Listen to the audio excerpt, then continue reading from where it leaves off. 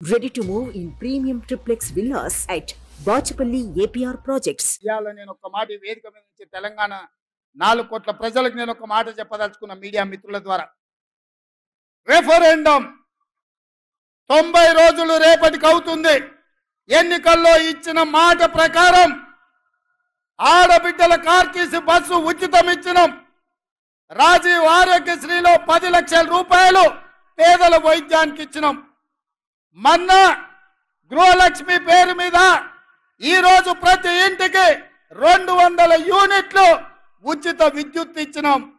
ప్రతి ఆడబిడ్డలకు కట్టెల పొయ్యి నుంచి విముక్తి కలిగించి ఆనాడు సోనియమ్మ దీపం పథకం తెచ్చి గ్యాస్ పొయ్యి సిలిండర్ ఇచ్చి 400కి సిలిండర్ ఇస్తే కేడి మోడీ కలిసి 1200 చేసిరు.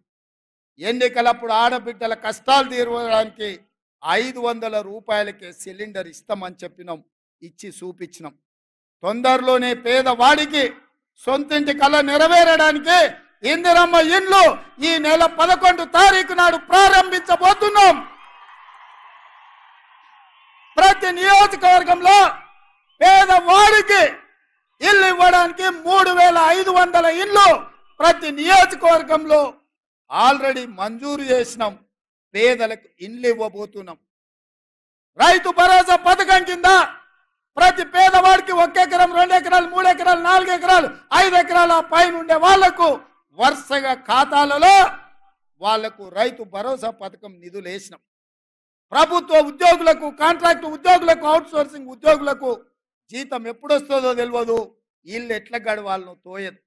అట్లాంటి పరిస్థితిలో ప్రతి నెల 1వ తారీఖు నాడు ప్రభుత్వ ఉద్యోగులకు, పెన్షన్దారులకు 1వ తారీఖు నాడు జీత భత్యాలు ఇచ్చి వాళ్ళు కూడా మన వాళ్ళే, మన కుటుంబ సభ్యులే అని చెప్పి ఇవాళ వాళ్ళు జీత భత్యాలు ఇచ్చినాం. మహాలక్ష్మి గ్రూపులు ఎక్కడికి పోయినా మా ఆడబిడ్డల్ని కలిసి సంఘాలను బలోపేతం చేయడానికని బ్యాంకు లింకేజ్ ద్వారా వాళ్ళకు నిధులు ఇచ్చే ప్రయత్నం చేస్తున్నాం. అందుకే ఇవాళ మిత్రులారా నేను అడుగుతున్నా, రేపటికి 90 రోజులు 3 నెలలు, 3 నెలల్లో 30,000 ఉద్యోగాలు ఇచ్చి నిరుద్యోగ యువకుల్ని ఆదుకొని లక్షలాది మంది నిరుద్యోగ యువకులకు విశ్వాసాన్ని మేము కల్పించినాం. డిఎస్సి నోటిఫికేషన్ 11,000 పైచీలకు ఉద్యోగ అవకాశాలు ఇచ్చినాం. తండాలలో, గూడాలలో, మారుమూల పల్లెల్లో పేదలకు విద్యను అందించడానికి, పాఠశాలలు తెరవడానికి, టీచర్ల నియామకానికి తెరలేపినాం. గ్రూప్ 1 పబ్లిక్ సర్వీస్ కమిషన్ ద్వారా 563 ఉద్యోగాలకు నోటిఫికేషన్లు ఇచ్చినాం.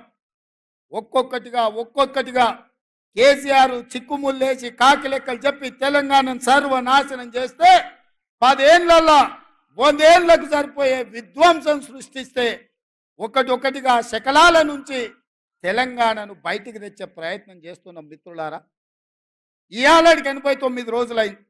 నేను అడుగుతున్న, ఒక్క రోజైనా, ఒక్క గంట అయినా నేను ఎప్పుడన్నా సెలవు తీసుకున్నానా? నా మంత్రులు ఎప్పుడైనా అందుబాటులో లేరా?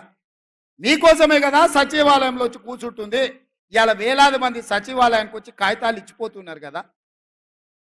ఇవాళ జ్యోతిరావు పూలే ప్రజాభవన్లో ప్రతి అధికారి అక్కడ కూర్చొని ప్రజలు ఇచ్చే వినతి పత్రాలు చూస్తున్నాం కదా.